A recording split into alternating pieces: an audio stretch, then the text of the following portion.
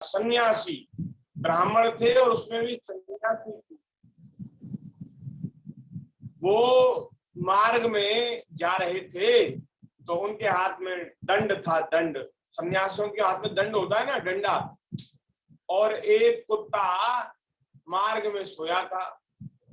महाराज उन्होंने कुत्ते के ऊपर प्रहार कर दिया, सोते हुए कुत्ते के माथे में लठ मारा।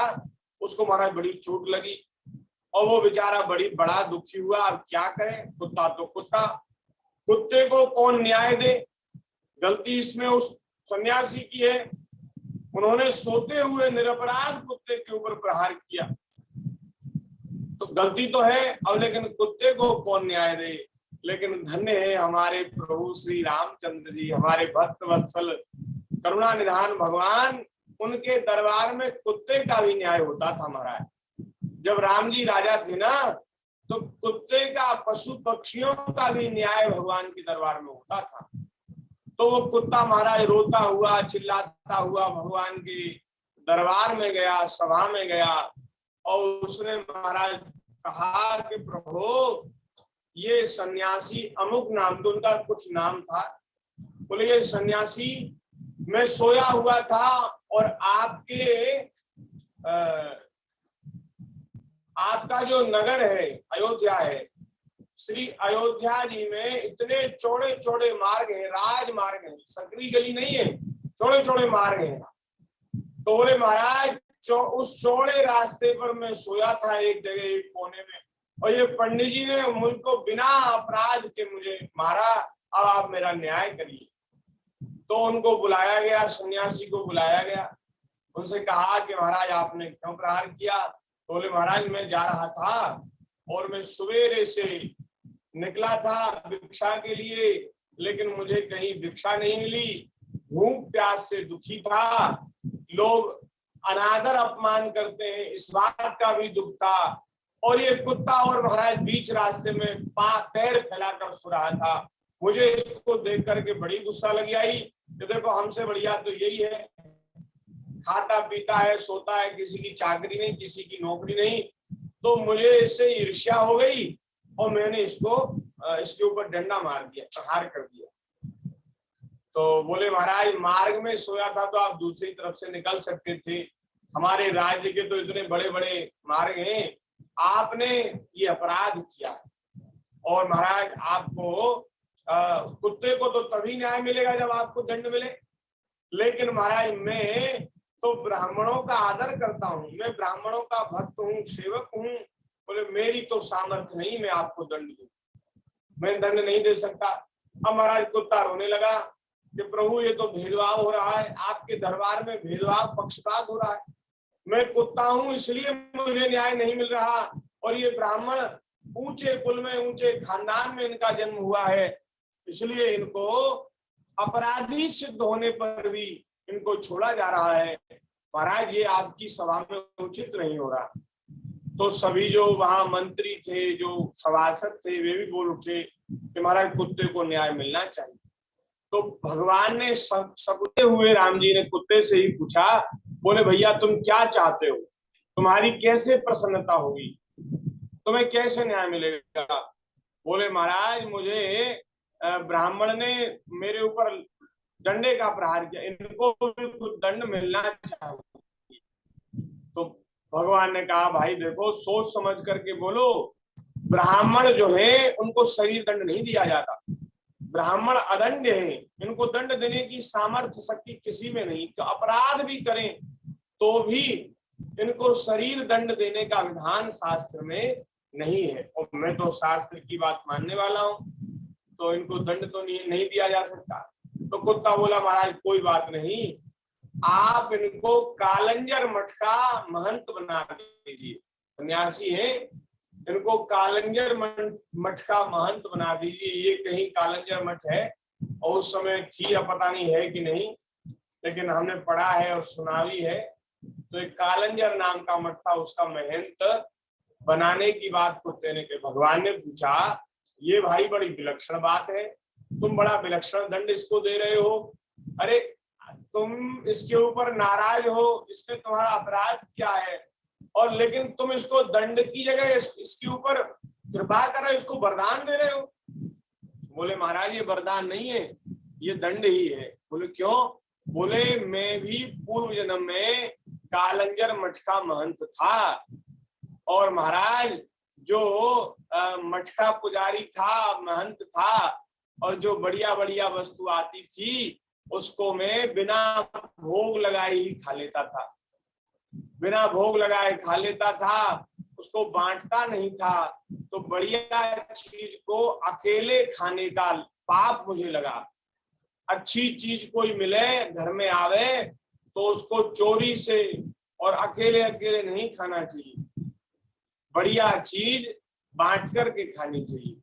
कोई अच्छी चीज आई है तो भले ही थोड़ी थोड़ी मिले, लेकिन सबको बांट करके ही उसको ग्रहण करना चाहिए। अब ये तो महाराज मंदिर के पुजारी थे, मंदिर में तो मर्यादा है कि जो भी वस्तु मंदिर में आती है, भगवान की सेवा के लिए आती है, उसको भगवान की सेवा में लगाए बिना स्वयं ग्रहण कर लेना, पा लेना, ये तो बड़ा भारी अपराध है। इस अपराध के कारण महाराज मैं सन्यासी था और मुझे कुत्ता बनना पड़ा। इसलिए आप महाराज इनको वहां का महंत बना दीजिए। इनका स्वभाव भी ठीक नहीं है, ये तो बड़े क्रोधी हैं, बात बात पर क्रोधित होते हैं। अब महाराज मुझे तो थोड़ा लोभ करने से जीव का मैं कच्चा था, इसलिए मेरा ये हाल हुआ, इनका तो मैंने क्या हाल होगा। तो भगवान ने ऐसा ही किया, और महाराज कुत्ते को भी न्याय भगवान ने प्रदान किया। तो हम ये निवेदन कर रहे थे कि सोते हुए पर प्रहार नहीं करना चाहिए, लेकिन अश्वत्थामा के मन में आया कि मैं पांडवों को सोते हुए मार दूंगा। तो वो जहां पांडवों का शिविर लगा था, उस शिविर में जाकर के उसने 5 पलंगों पर सोए हुए पांडवों के पुत्रों को, 5 पुत्रों को उसने पांडव समझ करके मार दिया। और उनकी आयु बहुत अधिक नहीं थी, लेकिन शरीर में वे बहुत बलवान बलिष्ठ थे, इसलिए महाराज इसको अंधेरे में मालूम नहीं हुआ कि कौन सोया है। और 5 पलंगों पर सोए हुए 5 पांडवों के पुत्रों को उसने अश्वत्थामा ने मार दिया, और अपने स्वामी के पास जाकर के कहा कि मैंने पांडवों को मार दिया। और महाराज लेकिन दुर्योधन ने उसकी बात का विश्वास नहीं किया, क्योंकि वह जानता था कि वे पांडव जो हैं भगवान के कर कमल की छत्र छाया में, महाराज पांडव जो हैं वे अजेय हैं, उनको कोई जीत नहीं सकता, उनके ऊपर भगवान की कृपा है, उनको कोई मार नहीं सकता। तो इसको विश्वास नहीं हुआ। पीछे से फिर उसको बात पता चल गई कि वो पांडव नहीं थे, पांडवों के पुत्र थे। अब जैसे ही पांडवों को मालूम हुआ तो महाराज पांडव जो है उस अश्वत्थामा के पीछे लग गए, और द्रौपदी जी बड़ी दुखी हो गई। द्रौपदी के पुत्र हैं, तो अपने पुत्रों की हत्या के इस प्रसंग में द्रौपदी जी को बड़ा दुख हुआ। और महाराज द्रौपदी जी रुदन करने लगी हैं, और अर्जुन जो है वो अश्वत्थामा को पकड़ने के लिए बड़े तीव्रगामी घोड़े पर बैठ करके दौड़े हैं, और उन्होंने अश्वत्थामा को पकड़ लिया। जैसे कोई पशु को रस्सी से बांध ले वैसे ही बांध लिया, और बांध करके खींचते हुए घसीटते हुए अश्वत्थामा को अपने शिविर में ले आए, जहां भगवान श्री कृष्ण ने कुपित होकर के कहा, क्रोधित होकर के कहा कि हे अर्जुन, इस ब्राह्मण धर्म को छोड़ना ठीक नहीं है, इसको तो मार ही डालना चाहिए। यद्यपि ब्राह्मण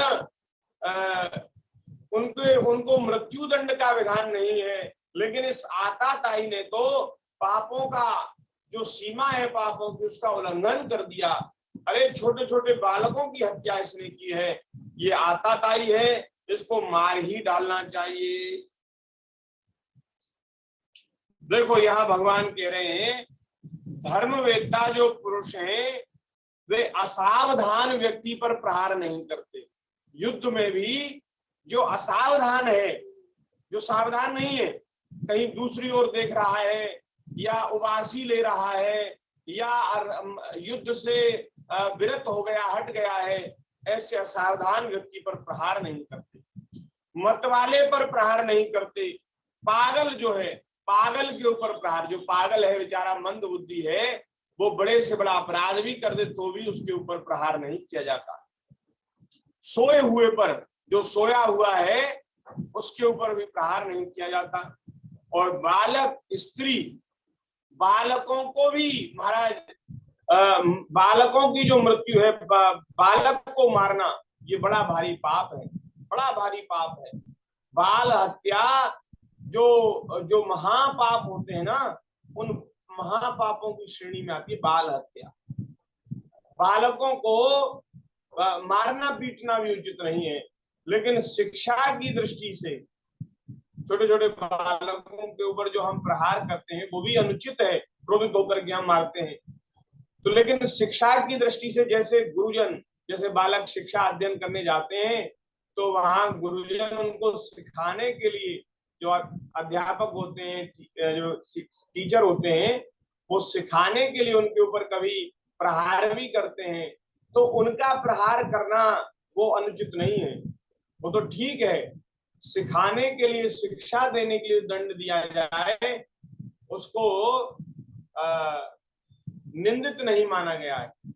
लेकिन हम लोग जो बिना बात के बालकों के ऊपर प्रहार करते हैं, ये बात बहुत अपराध की है, ये हमें नहीं करना चाहिए। क्योंकि बालकों में महाराज भगवान प्रकट रहते हैं। बालकों का स्वभाव जो है वो बड़ा निर्मल होता है, और 5 वर्ष तक के बालकों में तो भगवान की ही झांकी का दर्शन करना चाहिए। तो ठाकुर जी है, उसे बड़े हो जाएं तो फिर थोड़ी सी चंचलता बढ़ जाती है, उनका फिर स्वभाव थोड़ा सा संसार की माया मोह में फंस करके वैसा होने लगता है। लेकिन 5 वर्ष तक के बालक तो भगवान का ही स्वरूप होते हैं। बालक की हत्या और महाराज स्त्री की हत्या, स्त्री की हत्या भी महान पाप है, और स्त्री के ऊपर प्रहार करने का भी निषेध हमारे शास्त्रों में वर्णन किया गया। इनके ऊपर हाथ नहीं छोड़ा जाता। हाँ, ऐसी बात है। बोले जहां स्त्रियों के ऊपर अत्याचार होते हैं, इनके ऊपर प्रहार किया जाता है, वहां महाराज सुख शांति लक्ष्मी वहां से चली जाती है, और वहां महाराज दुख दारिद्र और अशांति आ जाती है। इसलिए माताओं के ऊपर, स्त्रियों के ऊपर प्रहार करने का निषेध किया गया, क्योंकि ये जो माताएं है ना, ये इनमें प्रतिकार की शक्ति नहीं। जैसे ये वाणी से तो कुछ कह सकती हैं, लेकिन अगर पुरुष इन्हें मारने पीटने लगे तो ये उनका उसका बदला नहीं ले सकती, प्रतिकार नहीं कर सकती। और मारना पीटना युद्ध उसी के साथ करना चाहिए जो आपकी टक्कर ले सके, अपने समान बल वाले से लड़ना चाहिए। हाँ, लड़ने की बहुत खुजली हो तो भैया किसी बलशाली से जिसमें हमारे समान बल है, ऐसे व्यक्ति पर हाथ छोड़ के दिखाओ, तो तुम्हारी मर्दानगी की पता चल जाएगी कि कितने ज्यादा शक्तिशाली हो, बलवान हो। अरे वे अबला स्त्री नारी, वे बेचारी सहन कर लेती है तुम्हारी मारपीट को, लड़ाई को, उनके ऊपर प्रहार करके तुमने क्या बहुत बड़ा बहादुरी का काम कर लिया। अगर तुम्हें अपना बल ही दिखाना है तो किसी बलशाली के साथ लड़ो भिड़ो, तब पता चले। तो ये बात है, अपने से जो निर्बल है उनको भी नहीं सताना चाहिए, अपने समान बल वाले से लड़ना चाहिए। ऐसी महाराज हिरण्याक्ष की कथा में ये आता है, हिरण्याक्ष ने एक बार नारद जी को रोक लिया और नारद जी से कहा, महाराज मेरी भुजाओं में बड़ी खुजली हो रही है, मुझे मेरे समान बलशाली कोई मिलता नहीं जो मुझसे युद्ध लड़ सके। बोले महाराज आज तो आप ही मुझसे 2-2 हाथ कर लीजिए, नारद जी से कहा हिरण्याक्ष ने। नारद जी ने हाथ जोड़ लिए, बोले महाराज हम तो देखो ये महात्मा है, गेरुआ वस्त्र पहन रखे हैं और ये बीणा ले रखी है, श्रीमन नारायण नारायण भगवान का भजन करते हैं, हमारा काम युद्ध करने का नहीं है, हमें कहाँ शक्ति है लड़ने की। बोले महाराज बहाने नहीं चलेंगे, आपको लड़ने ही पड़ेगा। बोले महाराज हम आपके लड़ने के योग्य नहीं है, अगर आपको लड़ने की ही वो है, इच्छा है, आप लड़ना ही चाहते हैं, कुश्ती करना चाहते हैं, तो आपके समान बलशाली इस समय भगवान ने एक बढ़िया अवतार लिया है और वे सब प्रकार से तुम्हारे अनुरूप ही बल वाले हैं। तो तुम्हें तुम्हारे भुजाओं की खुजली ठंडी करनी है, शांत करनी है, तो तुम्हें भगवान से युद्ध करना चाहिए। तो नारद जी ने भगवान का पता बता दिया और हिरण्याक्ष महाराज कूदता हुआ उछलता हुआ भगवान के पास पहुंचा। आज तो बोले महाराज मेरी जो भुजाओं में जो खुजली चल रही है, मेरी जो लड़ने की इच्छा है वो आज पूरी हो जाएगी। और वहां गया और भगवान ने ऐसा महाराज उसको उसको महाराज मजा चखाया। ठाकुर जी ने ऐसा युद्ध किया उसके साथ, उसकी नस नस टूट गई महाराज। कई दिनों तक युद्ध हुआ, नस नस टूट गई, दुखने लग गया शरीर। अब तो बिल्कुल शक्ति नहीं रही। अब बोले महाराज कैसे कहे कि महाराज मैं थक गया, मुझे क्षमा करो। थक गया था लेकिन कहना, क्योंकि ये तो हार हो गई। अगर ऐसे कह दिया जाए महाराज थक गया मुझे क्षमा करो, ये तो हार हो गई।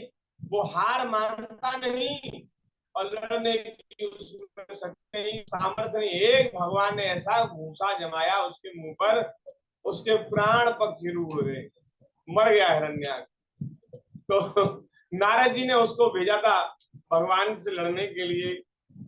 तो अब तो महाराज भगवान कह रहे हैं बालक स्त्री विवेक ज्ञान शून्य शरण में आए हुए को और रथहीन को और भयभीत शत्रु को, जो शत्रु भयभीत है उसको भी कभी नहीं मारते, उनको मारना पाप है।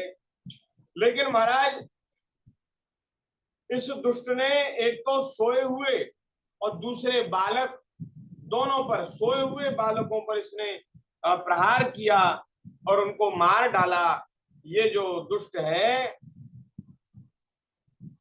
इसको तो महाराज मार ही डालना चाहिए।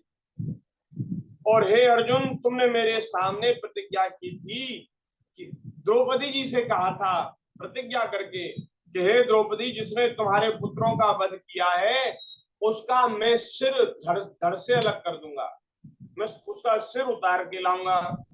इसलिए तुम अपनी प्रतिज्ञा पूरी करो और महाराज तुम इस आताताई को मार डालो। भगवान श्री कृष्ण ने अर्जुन के धर्म की परीक्षा लेने के लिए इस प्रकार प्रेरणा की। भगवान स्वयं प्रेरणा कर रहे हैं, ऐसी लीला करते हैं भगवान हमारी परीक्षा लेने की, ऐसी परिस्थिति बना देते हैं कि जहां हमारे धर्म का, हमारे सत्य का,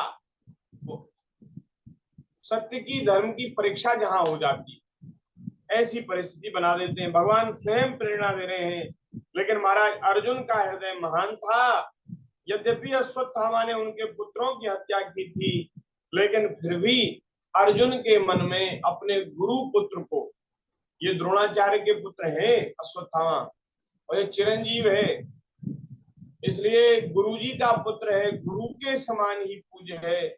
इसलिए महाराज उसको मारने की इच्छा अर्जुन को नहीं हुई। इसके बाद अपने मित्र और सारथी श्री कृष्ण के साथ अश्वत्थामा को लेकर के द्रौपदी के पास पहुंचे और महाराज द्रौपदी जी ने देखा कि अश्वत्थामा पशु की तरह बांधकर गिलाया गया है।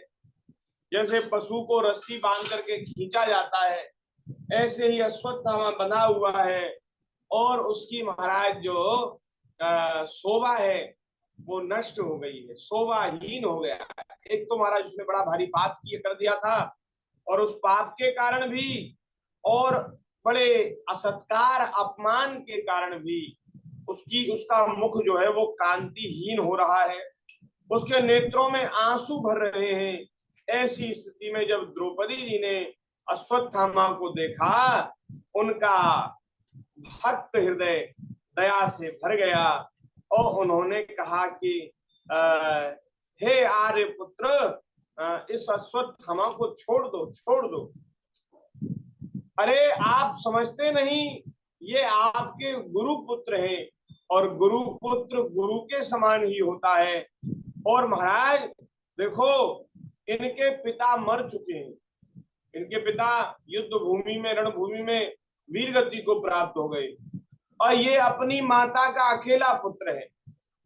इसकी माता का सुहाग भी उजड़ गया है, और यदि पुत्र भी मर गया तो इसकी माता तो आश्रयहीन हो जाएगी, अनाथ हो जाएगी, और उसका बड़ा बुरा हाल हो जाएगा। मेरे पुत्र मर गए तो कोई बात नहीं, कम से कम मेरे पति तो जीवित है, लेकिन इसकी माता का जो है सुहाग भी नहीं है।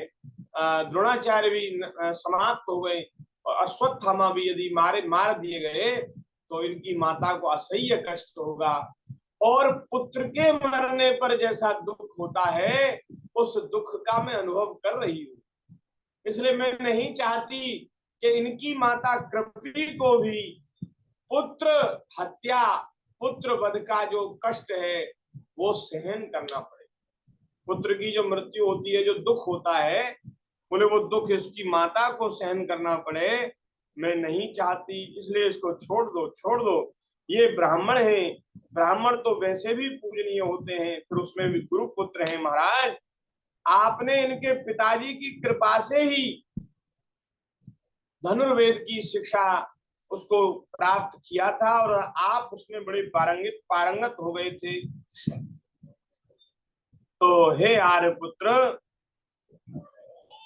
जैसे मेरी आंखों से बार बार आंसू निकल रहे हैं, वैसे इनकी माता गौतमी, इनकी माता का नाम है गौतमी, वे ना रोए, उनको ना रोना पड़े, इसलिए मेरी आपसे प्रार्थना है, आप उनको छोड़ दो। महाराज द्रौपदी जी का हृदय आप देखिए तो सही, कितना महान है, कितना उदार है। जिस दुष्ट आताताई ने उनके पुत्रों की, 5 पुत्रों की, महाराज सोते हुए पुत्रों की हत्या कर दी, ऐसे आताताई दुष्ट अश्वत्थामा के प्रति भी उनके हृदय में दया है, कृपा है, करुणा है।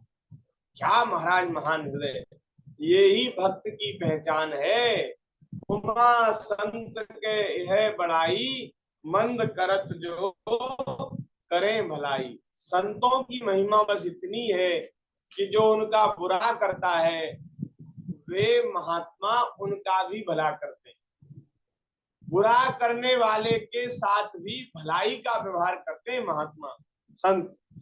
यही महाराज संतों की पहचान है। एक बड़ा सुंदर पद है, ना वह रीझे जप तप कीने, ना आत्म के जारे, ना वह रीझे धोती टांगे, ना काया के पखारे। बोले भगवान को प्रसन्न करना चाहते हो ना, तो महाराज प्रसन्न करने का उपाय बता रहे हैं श्री मलुकदास जी का पद। वे कह रहे हैं, वे जब तप करने से नहीं रीझते, आत्मा को जलाने से, देह को दुख देने से भी नहीं रीझते। बोले महाराज बहुत बढ़िया सुंदर वस्त्र धारण करने से भी, बढ़िया सुंदर वस्त्र धारण करके हम बढ़िया स्वरूप बना लेते हैं ना, तो बढ़िया स्वरूप बनाने से, शरीर को खूब मलमल के साफ करने से, रगड़ने से, पवित्र रखने से भी भगवान नहीं रीझते। कैसे रीझते हैं? दाया करे धर्म मन राखे, जगते रहे उदासी। दया करे, सभी प्राणियों के ऊपर दया करे, धर्म मन राखे, अपना मन बुद्धि सदैव धर्म में लगाए रखे, और जगते रहे उदासी, संसार से उदासीन रहे। अपना सा दुख सबका जाने, अपना सा दुख सबका जाने, ताहि मिले अविनाशी, ताहि मिले अविनाशी। महाराज जैसे हमारे साथ कोई गलत व्यवहार करे तो हमको जैसे बुरा लगता है, ऐसे ही जब हम किसी के साथ ऐसा व्यवहार करते, दूसरे को भी बुरा लगता होगा। ऐसी बात यदि किसी के मन में आ जाए तो उससे फिर महाराज कोई पाप कर्म न हो, उससे कोई असत क्रिया न बने। आत्मनः प्रतिकूलानि परेशान न समाचरेत। बोले जो आपको अच्छा नहीं लगता ऐसा काम किसी दूसरे के साथ भी मत करो। आपको ये अच्छा नहीं लगता कि हमें कोई छल करे, कपट करे, हमसे बेईमानी करे, हमसे झूठ बोले, हमारे साथ गलत व्यवहार, बुरा व्यवहार करे, तो जब हमें अच्छा नहीं लगता तो दूसरे के साथ भी हम वैसा व्यवहार ना करें। धर्म का यही सार है, धर्म का यही सार है कि जो आपको अपने हृदय में अच्छा नहीं लगता वैसा व्यवहार आप दूसरे के साथ न करें। सबका दुख अपना ही जाने, अपना सा दुख सबका जाने, ताहि मिले अविनाशी। सहे कुशब्द बात त्यागे, छाड़े गर्व गुमाना। यही रीज मेरे निरंकार की, कहत मलूक दीवाना। यही रीज मेरे निरंकार की, कहत मलूक दीवाना। श्री द्रौपदी जी ने महाराज ये कहा, तब महाराज भगवान श्री कृष्ण बोले कि भैया अर्जुन, ये द्रौपदी जो कह रही है वो ठीक ही कह रही है। ब्राह्मण को जो है, ब्राह्मण को कभी उसका कभी वध नहीं करना चाहिए और आताताई को छोड़ना भी नहीं चाहिए। द्रौपदी जी की जो बात है वो ठीक है, लेकिन जो मैंने आज्ञा दी है वो भी उचित है। मेरी आज्ञा का भी पालन करो और द्रौपदी के भाव की भी रक्षा करो। आताताई को छोड़ना नहीं चाहिए और ब्राह्मण को मार डालना चाहिए।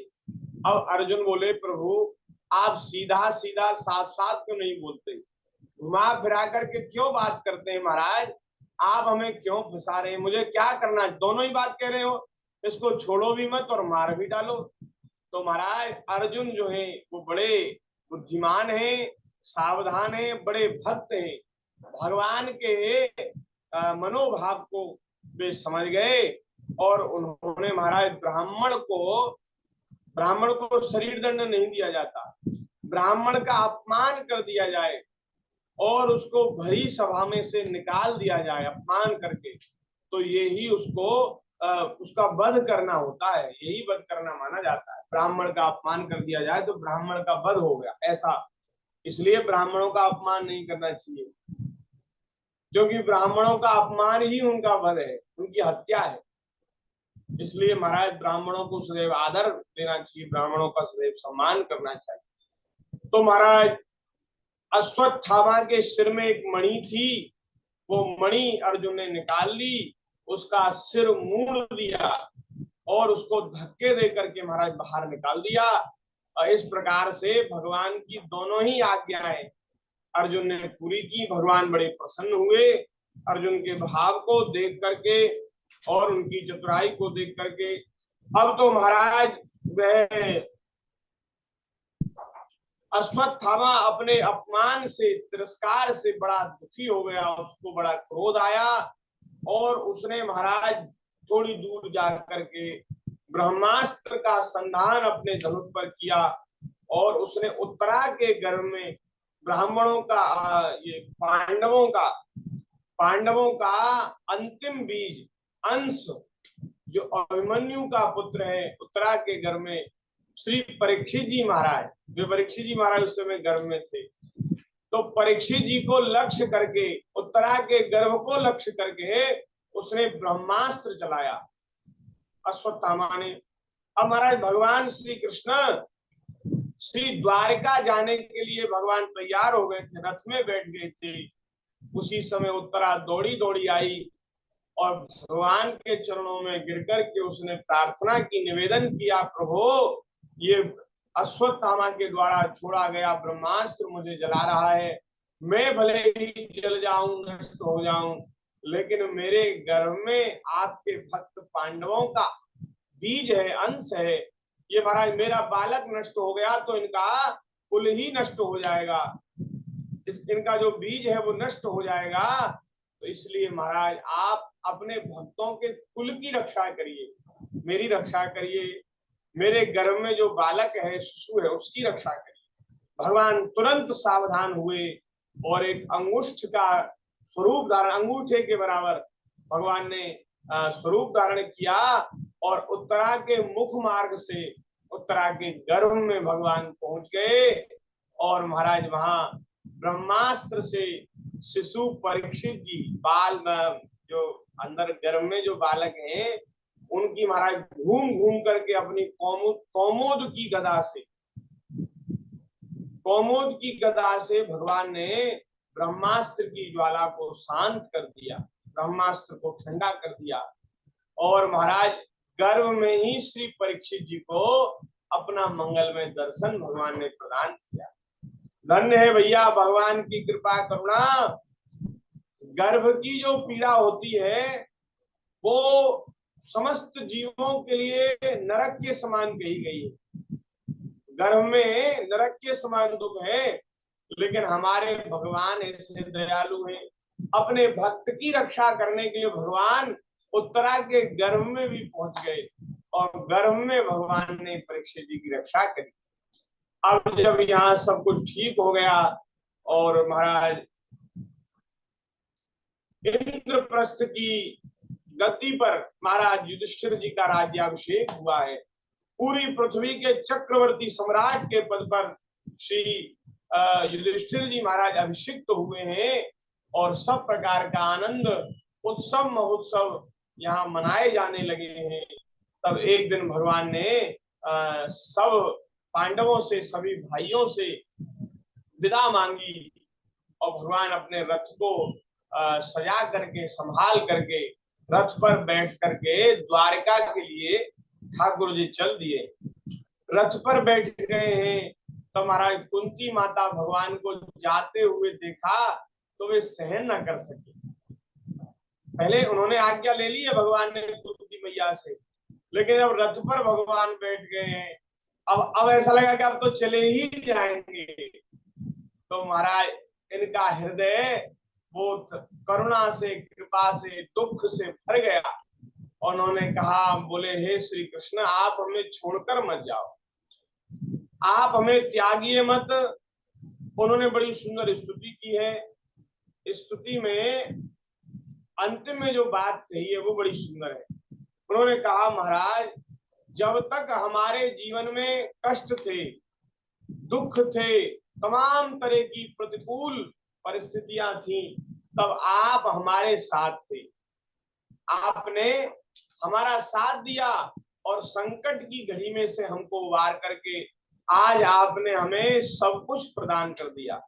ऐश्वर्य, वैभव, साम्राज्य, धन सब कुछ दे दिया और आज जब हमें सब कुछ मिल गया तो आप जाने लग गए, आपने हमसे विदा मांग ली, आप जाना चाहते हैं। तो बोले महाराज ऐसा सुख, ऐसा वैभव मुझे नहीं चाहिए जो आपसे दूर कर दे, आपका वियोग करा दे। ऐसी सुख सुविधा, ऐसा वैभव, ऐसा साम्राज्य मुझे नहीं चाहिए। मुझे तो हे श्री कृष्ण आप दुख ही दीजिए, कष्ट ही दीजिए, क्योंकि उन दुखों में, कष्टों में आपका सानिध्य बना रहता। जब जीवन में कष्ट दुख थे तो आप थे और सब तरह का आनंद हो गया तो आप जाने लग गए। बोले ऐसा सुख हमें नहीं चाहिए। सुख के माथे सिल पड़े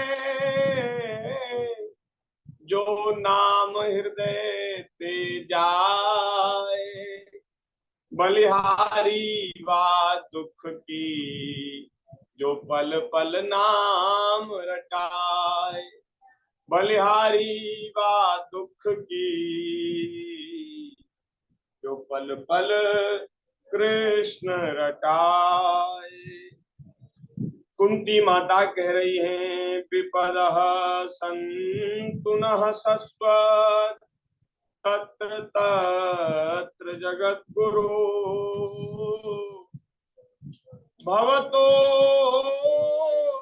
दर्शनं यत् स्यात् अपुनर्भव दर्शनम् अपुनर्भव दर्शनम्। हे जगत गुरु हमारे जीवन में सर्वदा पद पद पर विपत्तियां आती रहे, ऐसी विलक्षण मांग है कुंती की। वे कह रही है मेरे जीवन में आफत आती रहे, विपत्तियां आती रहे, क्योंकि ये विपत्तियां जो हैं वो महाराज उनमें निश्चित रूप से आपके दर्शन हुआ करते हैं। और आपके दर्शन हो जाने पर जो सबसे बड़ी विपत्ति है, सबसे बड़ा जो दुख है, ये जन्म मृत्यु का चक्कर, ये नष्ट हो जाता है। ये महाराज दुख ही जो है वो हमें भगवान की ओर ले जाने वाले हैं, भगवान से जोड़ने वाले हैं। हमें तो मन में ऐसी बात आती है कभी कभी कि अगर जीवन में कोई प्रतिकूलता ना आवे, जीवन में हमेशा सुख सुविधा बनी रहे, आनंद बना रहे और कोई कष्ट ही ना आवे, दुख ही ना आवे, तो आदमी को संसार से वैराग्य ही ना हो। ऐसे ऐसे लोग हैं जो तमाम तरह से दुखी हैं, बड़े दीनहीन दुख में जीवन जी रहे हैं, नरक भोग रहे हैं। ऐसे लोग भी संसार से विरक्त नहीं होते, उनके हृदय में भी वैराग्य नहीं उत्पन्न होता। तो जिनके जीवन में हमेशा सुख ही सुख बना रहे, उनको तो फिर वैराग्य होना बड़ा कठिन है। और जब संसार से वैराग्य होगा तो ही श्री कृष्ण चरणार विंद में अनुराग होगा। इसलिए वैराग्य बहुत जरूरी है। और वैराग्य जो है बिना दुखों की नहीं होता। इसलिए जिनके जीवन में समस्याएं हैं, परेशानी है, कष्ट हैं, दुख हैं, उन्हें ऐसा विचार करना चाहिए हमारे ऊपर बड़ी कृपा है, हमें ठाकुर जी अपना बनाना चाहते हैं, इसलिए संसार में हमें ये तमाम तरह की प्रतिकूल परिस्थिति दे रहे हैं, जिनसे हम